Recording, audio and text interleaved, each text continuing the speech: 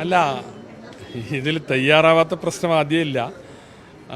ഔദ്യോഗികമായ രീതിയിൽ ചർച്ചയ്ക്ക് വിളിച്ചിട്ടുള്ളൊരു ചർച്ച എന്ന അർത്ഥത്തിൽ നിങ്ങൾ പറഞ്ഞാൽ അത് ശരിയാണ്. പലതവണ അവരിത്തരം വിഷയങ്ങളുമായി എൻ്റെ ഓഫീസിൽ വരാറുണ്ട്.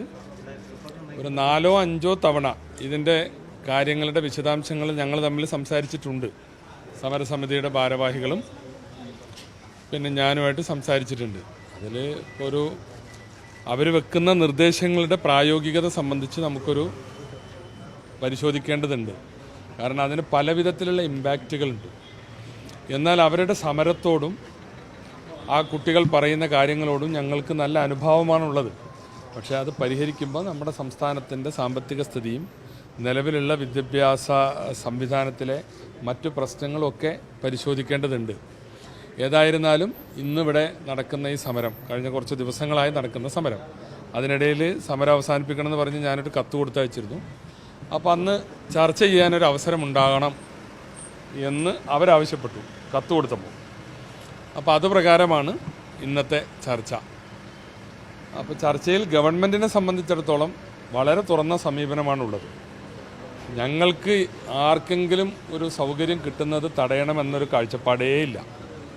പക്ഷേ നിലവിലുള്ള നോംസും നിയമങ്ങളും ഒക്കെ പരിഗണിച്ചല്ലേ ഇതൊക്കെ ചെയ്യാൻ കഴിയുള്ളൂ.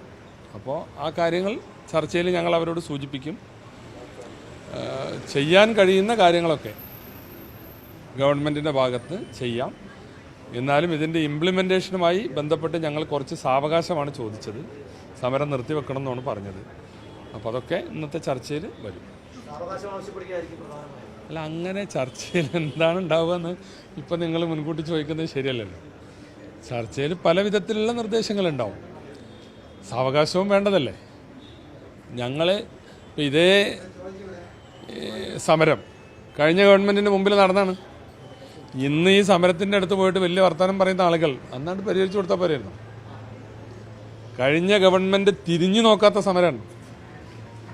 എന്നിട്ട് ഇപ്പോൾ പോയിട്ട് അവിടുന്ന് റീൽസൊക്കെ എടുത്തിട്ട് ഇതിപ്പോൾ പരിഹരിക്കണം എന്ന് പറഞ്ഞാൽ 3 മാസം മുമ്പ് നിങ്ങൾക്ക് പരിഹരിക്കാമായിരുന്നല്ലോ. അല്ല, ഞാനത് ഇവിടെ ചോദിച്ചപ്പോൾ അങ്ങനെ പറഞ്ഞു. അതിനുള്ള മറുപടിയാണ്. വേറെ ഇപ്പം നമ്മളൊന്നിലേക്കും കിടക്കണ്ട. ഓക്കെ.